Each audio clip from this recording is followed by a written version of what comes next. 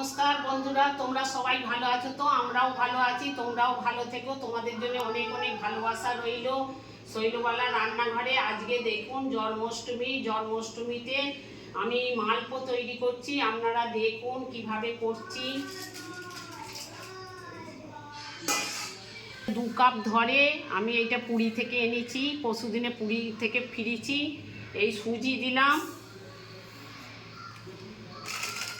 2 cup, ছোটো কাপের 2 cup লাগে। আর এই যে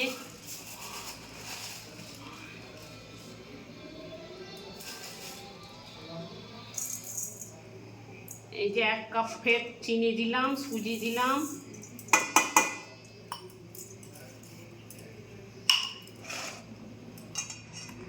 গরম জল মেপে দেবো, গরম জল দেবেন। এই 2 কাপ জল দিলাম।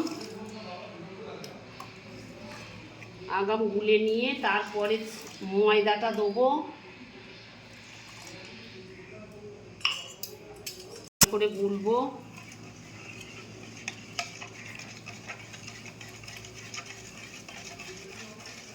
ধরে চিনিটাকে সুজিটাকে ভালো করে গুলে নিয়েছি। আর এই যে ময়দা দেবো,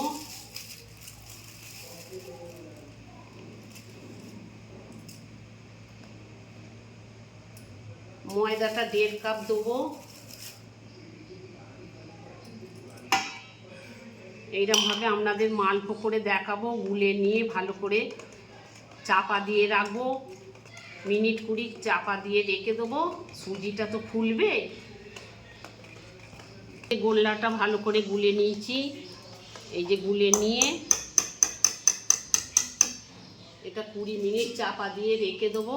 20 মিনিট চাপা দেওয়া থাকবে, তারপর করবো আবার। বন্ধুরা, কড়াই তেল দিলাম, সাদা তেল দিলাম। চাপা দিয়ে রেখেছিলাম, এই দেখুন কত ফুলে গেছে। এই যে ফুলে, সুজিটা তো ফুলবে। বন্ধুরা দেখুন তেল গরম হয়ে গেছে।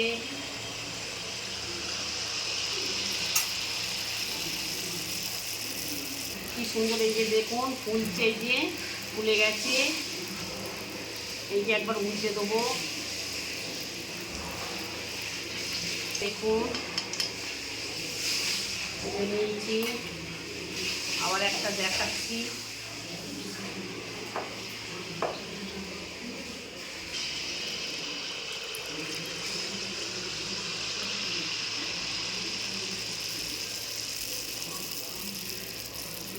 দেখছেন এই যে খুলে গেল।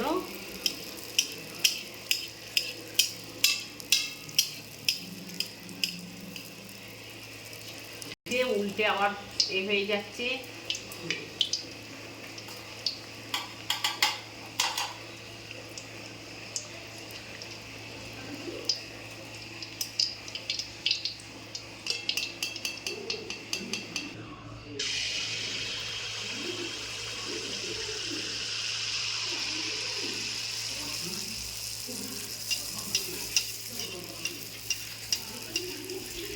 এই যে দেখুন কি সুন্দর ফুলে গেছে। আপনারা এরকমভাবে গোপালকে করে দেবেন। এত ফুলছে, মানে আটকে যাচ্ছে।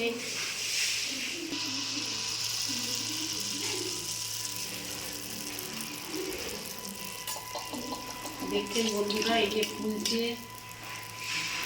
বন্ধুরা দেখুন, এবার সব করে নেবো। আপনাদের কটা করে দেখালাম। আপনারা এরকমভাবে জন্মাষ্টমীতে গোপালকে এরকমভাবে করে দেবে। সেইরকমভাবে করলাম, আর সবগুলো দেখালাম না। এই যে করে নিলাম, করে নিয়ে আপনারা এরকমভাবে জন্মাষ্টমীর দিনে গোপালকে দেবেন করে, মালপো করে। নমস্কার বন্ধুরা, একটা লাইক ঘন্টা বাজিয়ে দিয়ে সাবস্ক্রাইব করে দেবেন। নমস্কার। ভাজবো, আপনাদের 5-6টা করে দেখিয়ে দিলাম। এগুলো সব ভেজে নেবো। এবারে আমরা অনেকটা করেছি তো, সবাইকে দিতে হবে।